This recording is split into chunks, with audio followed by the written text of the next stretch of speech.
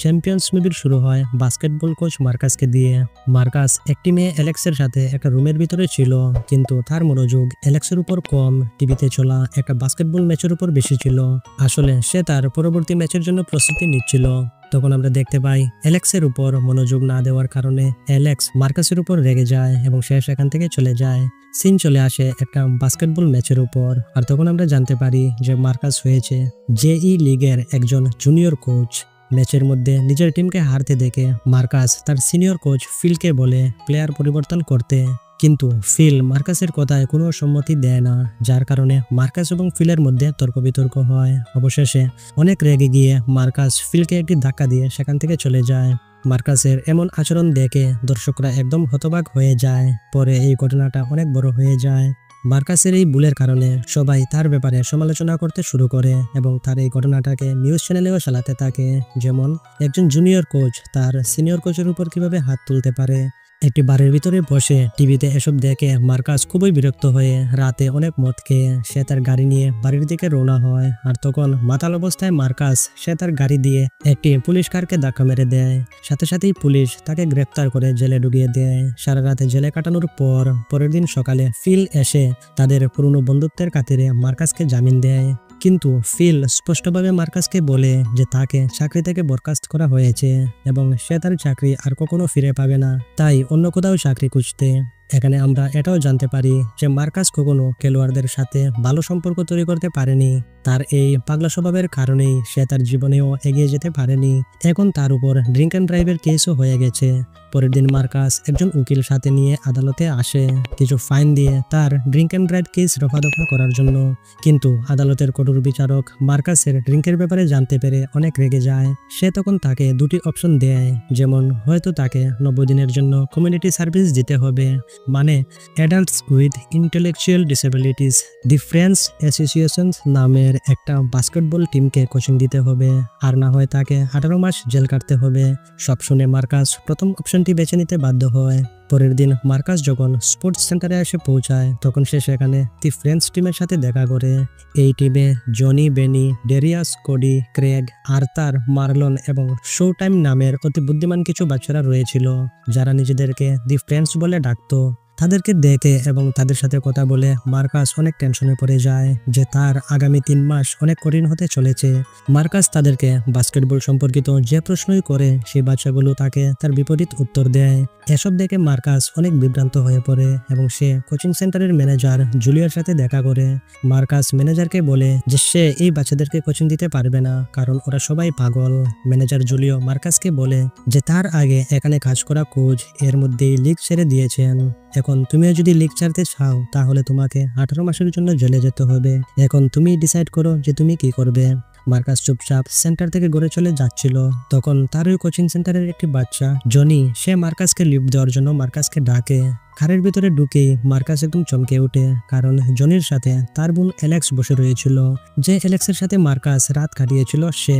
কিন্তু অ্যালেক্স এবং মার্কাস জনিকে কোনো কিছুই বুঝতে দেয়নি। পরের দিন মার্কাস আবার কোচিং সেন্টারে আসে এবং ঠিক আগের মতোই আবার সব বাচ্চারা মিলে মার্কাসকে একদম পাগল করে দেয়। বাচ্চাদের যন্ত্রণা পেয়ে মার্কাস তাদের ম্যানেজার জুলিয়ার কাছে আসে। ম্যানেজারের কাছে মার্কাস সেই পাগল বাচ্চাদের ব্যাপারে জানতে চায়।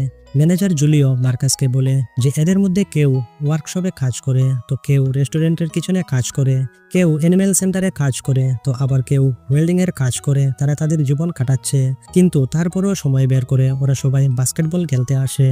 ম্যানেজারের কথা শুনে মার্কাসের চিন্তা ভাবনা একদম বদলে যায়। সে তখন বুঝতে পারে যে তাদের সবার মাঝে কতটুকু মনোযোগ, কতটুকু ইচ্ছাশক্তি রয়েছিল। যাই হোক, এর মধ্যেই মার্কাসের টিমের মানে দি ফ্রেন্ডস টিমের একটি ম্যাচ হয়। এই ম্যাচে মার্কাসের টিম খুবই খারাপভাবে প্রদর্শন করে খারাপভাবে ম্যাচটা হেরে যায়। এসব দেখে ম্যাচের পর মার্কাস তাদের সবাইকে ম্যাচ হারার আসল কারণটা কি সেটা বুঝিয়ে বলে। এর সাথে নতুন কিছু ট্রিকও শেখাতে চায়, কারণ কিছুদিন পরেই তাদের সবাইকে অন্য শহরে গিয়ে বড় একটা ম্যাচ খেলতে হবে তাই। কিন্তু তার এই পাগল টিম কোনো কিছুই ভালোভাবে শিখছিল না। এর মধ্যেই তাদের সেই বড় ম্যাচটার দিনও চলে আসে এবং ওরা সবাই রেডি হয়ে যায় অন্য শহরে যাওয়ার জন্য। মার্কাস তখন খুবই অবাক হয় এটা জানতে পেরে যে তাদের সবাইকে বাস দিয়ে যেতে হবে, কারণ তাদের ক্লাবের কোনো নিজস্ব ভ্যান নেই যাতায়াত করার জন্য। এরই সাথে তাদের টিমের একজন প্লেয়ার বেনি সে আসতে পারবে না ম্যাচ খেলতে। কারণ বেনি একটা রেস্টুরেন্টে কাজ করত এবং তার অভদ্র বস তাকে কোনো সময়ই ছুটি দিত না। তাই এখন বেনির জায়গায় কনস্টান্টিনো নামের একটু সাইকো টাইপের একটি মেয়ে সে তাদের সাথে ম্যাচ খেলবে। যাই হোক, সবাই মিলে বাসে উঠে অন্য শহরে যাচ্ছিল ম্যাচ খেলার জন্য, কিন্তু তখন বাসের ভিতরে দি ফ্রেন্ডস টিমের কিছু দুষ্টুমির কারণে বাস ড্রাইভার তাদের সবাইকে মাঝ রাস্তায় বাস থেকে নামিয়ে দেয়। মার্কাস খুবই টেনশনে পড়ে যায় যে এখন তারা কি করবে। ঠিক তখনই জনি তার বোন অ্যালেক্সকে কল করে সাহায্যের জন্য, কারণ অ্যালেক্সের কাছে একটি প্রাইভেট ভ্যান রয়েছিল। তাই সাথে সাথেই অ্যালেক্স তার ভ্যান নিয়ে এসে তাদের সবাইকে ম্যাচ খেলার জায়গায় নিয়ে আসে। তারপর ম্যাচ শুরু হয়। তখন দেখা যায় দি ফ্রেন্ডস টিমের প্রথম কয়েকটা রাউন্ড একটু অসুবিধা হয়, কিন্তু পরে সবগুলো রাউন্ড খুবই সুন্দরভাবে খেলে ওরা সবাই এই ম্যাচটা খুবই ভালোভাবে জিতে যায়। ম্যাচ জিতে নিজ শহরে ফিরে আসার সময় ওরা সবাই মিলে এই সিদ্ধান্ত নেয় যে ওরা এবার এবছরের হওয়া বাস্কেটবল টুর্নামেন্টে ভাগ নেবে এবং সবগুলো ম্যাচ জিতে ওরা সবাই উইনিপেগ গিয়ে এই টুর্নামেন্টের ফাইনাল ম্যাচ খেলবে, যেটা ছিল special Olympic final match. Marcus তখন অ্যালেক্সকে বলে যে তাদের ক্লাবে বর্তমানে এত টাকা নেই যে তারা অন্যান্য শহরে গিয়ে সবগুলো ম্যাচ খেলবে। তাই সবাই মিলে তখন অ্যালেক্সকে রিকোয়েস্ট করে যে অ্যালেক্স যেন তার ভ্যান দিয়ে তাদের সবাইকে অন্য শহরে নিয়ে যায় ম্যাচ খেলার জন্য। অ্যালেক্সও তারপর তাদের রিকোয়েস্টে রাজি হয়ে যায়। তারপর থেকে ওরা সবাই সবগুলো শহরে গিয়ে এক এক করে সবগুলো ম্যাচ জিততে থাকে। আর এই সময়ের মাঝে অ্যালেক্স এবং মার্কাসও একজন আরেকজনের কাছে চলে আসে, মানে ধীরে ধীরে করে ওরা দুইজন একজন আরেকজনকে ভালোবেসে ফেলে। এখানে আমরা দেখতে পাই মার্কাসের মন এবং চিন্তা ভাবনা সবকিছু পরিবর্তন হয়ে গিয়েছিল। মার্কাস আগে এই বাচ্চাগুলোকে পাগল ভাবতো, কিন্তু এখন সে তাদের সবাইকে খুবই ভালোবেসে ফেলেছিল। কেউ যখন এই বাচ্চাগুলোদের ইনসাল্ট করতো, মার্কাস তখন তাদের সাথে লড়াই করত। ধীরে ধীরে শহরের নিউজ রিপোর্টাররা মার্কাসের ইন্টারভিউ নিতে শুরু করে এবং দেখতেই দেখতে মার্কাসের সুনাম চারিদিকে ছড়িয়ে পড়ে। চারিদিকে সবাই মার্কাসের খুবই তারিফ করতে শুরু করে। এতক্ষণে মার্কাসের জীবন একদম পরিবর্তন হয়ে যায়। একদিন মার্কাস অ্যালেক্সের বাড়িতে আসে ডিনার করার জন্য। সবাই মিলে ডিনার করছিল এবং গল্প করছিল। তখন অ্যালেক্সের মা ডট মার্কাসকে খুবই পছন্দ করে এবং সাথে সে এটাও বুঝে যায় যে মার্কাস এবং অ্যালেক্সের মধ্যে গোপনে প্রেম চলছিল। মার্কাস তারপর ডট এবং অ্যালেক্সকে বলে যে জনিকে এখন ঘর ছেড়ে তার বন্ধুদের সাথে গ্রুপ হোমে গিয়ে থাকতে হবে, এতে তার প্র্যাকটিস আরো ভালো হবে এবং জনিও এটা চায়। কিন্তু অ্যালেক্স মার্কাসের এই কথায় মোটেও রাজি হয় না। অ্যালেক্স আরো বলে যে ছোটবেলা থেকেই জনি অ্যালেক্সকে ছাড়া থাকতে পারে না। মার্কাসের আরো ফোর্স করায় অ্যালেক্স মার্কাসের উপর প্রচন্ড রেগে গিয়ে বলে যে মার্কাস তাদের পরিবারে বেশি ইনভলভ না হতে। অ্যালেক্সের এই কথায় মার্কাস একটু কষ্ট পেয়ে চুপচাপ সেখান থেকে চলে যায়। এক ধরনের মার্কাস এবং অ্যালেক্সের ব্রেকআপ হয়ে যায়। পরের দিন ক্লাবের ম্যানেজার জুলিও মার্কাসকে বলে যে তার 90 দিন পুরো হয়ে গিয়েছে, চাইলে এখন সে এখান থেকে যেতে পারবে।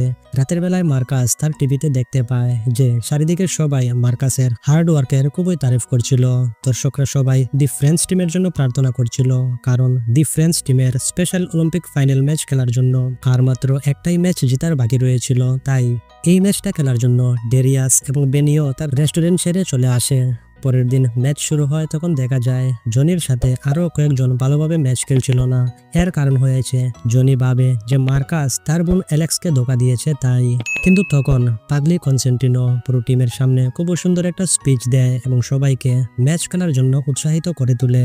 এর সাথে সে জনির রাগও ভেঙে দেয়। তারপর সবাই মিলে খুব অসাধারণভাবে ম্যাচটা খেলে এই ম্যাচটা জিতে যায়। ম্যাচের পর অ্যালেক্সও চলে আসে সেখানে এবং সে তার ভুল বুঝতে পেরে মার্কাসকে সরি বলে। এখানে মার্কাস এবং অ্যালেক্স ওরা দুজন আবার এক হয়ে যায়। পরের দিন মার্কাসের কাছে এমবিএ থেকে একটা অফার আসে, যেমন মার্কাস চাইলে এমবিএ এর অ্যাসিস্ট্যান্ট কোচ হতে পারবে। এমবিএ তে কোচিং দেওয়া মানে স্বপ্নের কথা। তাই মার্কাস এই সুখবরটা তাড়াতাড়ি তার পুরো টিমকে এসে দেয়। কিন্তু দেখা যায় খবরটা শুনে দি ফ্রেন্ডস টিমের সব প্লেয়াররা খুবই দুঃখী হয়ে যায়। ওরা সবাই মার্কাসকে বলে যে এবার তুমিও বাকিদের মতো আমাদেরকে ছেড়ে চলে যাবে। পুরো টিমকে উদাস হতে দেখে মার্কাসের মনও খারাপ হয়ে যায়। তখন সে সিদ্ধান্ত নেয় যে তাদের সবাইকে স্পেশাল অলিম্পিক ফাইনাল ম্যাচ জিতিয়েই সে এখান থেকে যাবে। কিন্তু পরের দিন চলে আসে আরেকটা প্রবলেম। এটা হয়েছে ফাইনাল ম্যাচ হবে উইনিপেগে, কিন্তু তাদের ক্লাবে তো এত টাকা নেই যে ওরা সবাই উইনিপেগ গিয়ে হোটেল রুম নিয়ে থাকবে, খাবে এবং ফাইনাল ম্যাচ খেলবে। তাই মার্কাস এবং অ্যালেক্স মিলে টাকা বের করার জন্য দুর্দান্ত একটা বুদ্ধি লাগায়। এটা হয়েছে মার্কাস এবং অ্যালেক্স পুলিশ এবং হিউম্যান রাইটস অফিসার সেজে বেনি যে রেস্টুরেন্টে কাজ করতো সেখানে গিয়ে তার অভদ্র বসকে কিছু ভয় দেখায়। যেমন বেনির একটা কনফেশন ভিডিও রয়েছে তাদের কাছে যে তার বস পুরো স্টাফের উপর অত্যাচার করছে। এসব শুনে বেনের অভদ্র বস খুবই ভয় পেয়ে তাদেরকে অনেকগুলো টাকা দিয়ে দেয়। বাস টাকা পেয়ে মার্কাসের পুরো টিম চলে আসে Winnipeg special Olympic final match খেলার জন্য। কিন্তু ম্যাচ শুরু হওয়ার আগেই দি ফ্রেঞ্চ টিমের সব প্লেয়ারদের মন একদম খারাপ হয়ে যায়। এর কারণ হয়েছে তাদের বিপরীত টিমের সব প্লেয়াররা খুবই হাট্টাকাট্টা খুবই শক্তিশালী রয়েছিল। তাদের সবাইকে দেখে মার্কাসের টিমের মনোবল একদম ভেঙে গিয়েছিল। এটা দেখার পর মার্কাস তার টিম দি ফ্রেঞ্চ টিমের সবার সামনে খুবই সুন্দরভাবে একটা মোটিভেশনাল স্পিচ দেয় এবং অবশেষে মার্কাস তাদের সবাইকে বলে যে তোমরা সবাই যেখান থেকে এসেছো, যে পরিস্থিতিতে ম্যাচ খেলে সবগুলো ম্যাচ জিতে এখানে এসেছো, তোমরা সবাই অলরেডি চ্যাম্পিয়ন হয়ে গিয়েছো, তোমরা সবাই হয়েছো এক একজন চ্যাম্পিয়ন। তো আজকের ফাইনাল ম্যাচ তোমরা এমনভাবেই খেলবে যেমন তোমরাই হয়েছো চ্যাম্পিয়ন্স। বাস শুরু হয় ফাইনাল ম্যাচ এবং দি ফ্রেঞ্চ টিম খুবই সুন্দরভাবে খুবই অসাধারণভাবে ম্যাচ খেলতে শুরু করে। অবশেষে অনেক সময় ম্যাচ হওয়ার পর বিপরীত টিম মাত্র 1 পয়েন্ট আগে রয়েছিল। তখন মার্কাস চাইছিল যে জনি বাস্কেটবল বানাবে, কিন্তু জনি শো টাইমের কাছে বাস্কেটবল দিয়ে দেয় আর ঠিক সব সময়ের মতো শো টাইম তার স্টাইল দেখাতে গিয়ে এই ম্যাচটা হারিয়ে দেয়। বাস মাত্র 1 পয়েন্টের জন্য দি ফ্রেঞ্চ টিম ফাইনাল ম্যাচ হেরে যায়। কিন্তু তারপরেও পুরো টিম মিলে শো টাইমের জন্য তালি বাজায়। ওরা সবাই 2 নম্বর হয়েছিল, কিন্তু তারপরেও সব দর্শকরা তাদের সবাইকে চেয়ার আপ করছিল। দর্শকরা সবাই তাদেরকে আসল চ্যাম্পিয়ন্স মনে করছিল। এসব দেখে মার্কাসও খুবই খুশি হয়ে পুরো টিমের সাথে মিলে খুবই জোরদারভাবে সেলিব্রেশন করছিল। পাস সিন চেঞ্জ হয় আর দেখা যায় পরের দিন পুরো টিম একটা সুইমিং পুলে এনজয় করছিল। আর তখন মার্কাস অ্যালেক্সকে বলে যে সে NBA এর অফার ছেড়ে দিয়েছে, কারণ সে এখন বুঝতে পেরেছে যে সে আজ যে সম্মান যে খুশি পেয়েছে সব এই বাচ্চাদের জন্যই পেয়েছে। তাই সেও এখন তাদেরকে ছেড়ে যাবে না, বরং সে তাদের সাথেই থাকবে এবং পরবর্তী টুর্নামেন্টের জন্য প্রস্তুতি নিবে। বাস এখানেই এই অসাধারণ সিনেমাটির দি এন্ড হয়ে যায়।